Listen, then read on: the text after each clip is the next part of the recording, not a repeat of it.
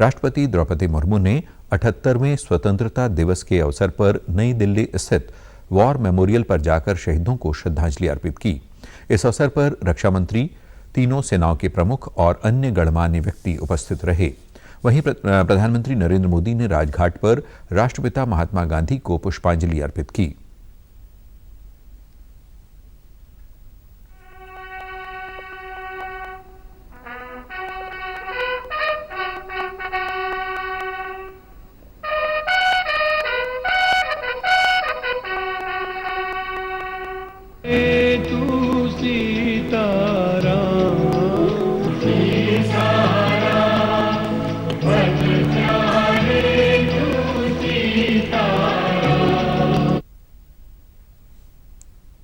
उपराष्ट्रपति जगदीप धनखड़ ने social media के माध्यम से देशवासियों को स्वतंत्रता दिवस पर हार्दिक शुभकामनाएं दी। उन्होंने अपने संदेश में कहा कि 78वें स्वतंत्रता दिवस पर हार्दिक शुभकामनाएं। ये महत्वपूर्ण दिन न्याय, स्वतंत्रता, समानता, बंधुत्व के आदर्शों का उत्सव है, जो हमारे जीवन के लोकतंत्र की आधारशिला है।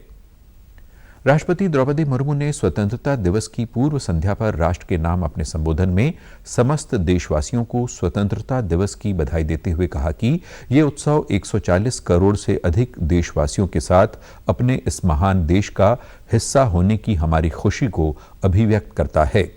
उन्होंने कहा कि भारत अनेकता में एकता की अपनी भावना के साथ एकजुट होकर आगे बढ़ रहा है। सामाजिक न्याय सरकार की सर्वोच्च प्राथमिकता है। आर्थिक प्रगति का उल्लेख करते हुए राष्ट्रपति ने कहा कि 8% की औसत वार्षिक आर्थिक वृद्धि के साथ भारत दुनिया की सबसे तेज गति से बढ़ने वाली अर्थव्यवस्था बन चुका है।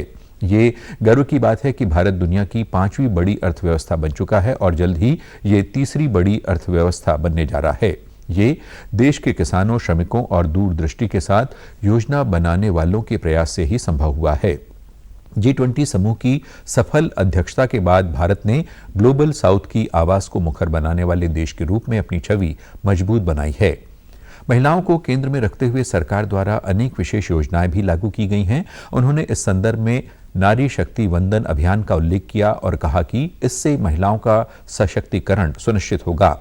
उन्होंने कहा कि अमृतकाल का ये समय युवाओं का है। उनकी ऊर्जा और उत्साह के बल पर ही देश नई ऊंचाइयों तक पहुंचेगा।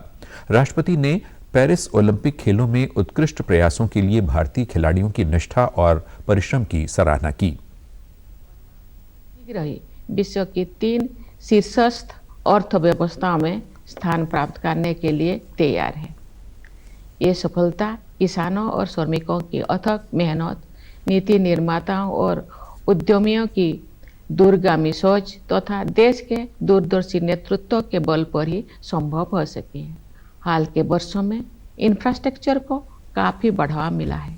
इन सभी बदलाव में अगले दौर के आर्थिक सुधारों और आर्थिक विकास के लिए मंच तैयार कर दिया है, जहां से भारत विकसित देशों की श्रेणी में शामिल हो जाएगा।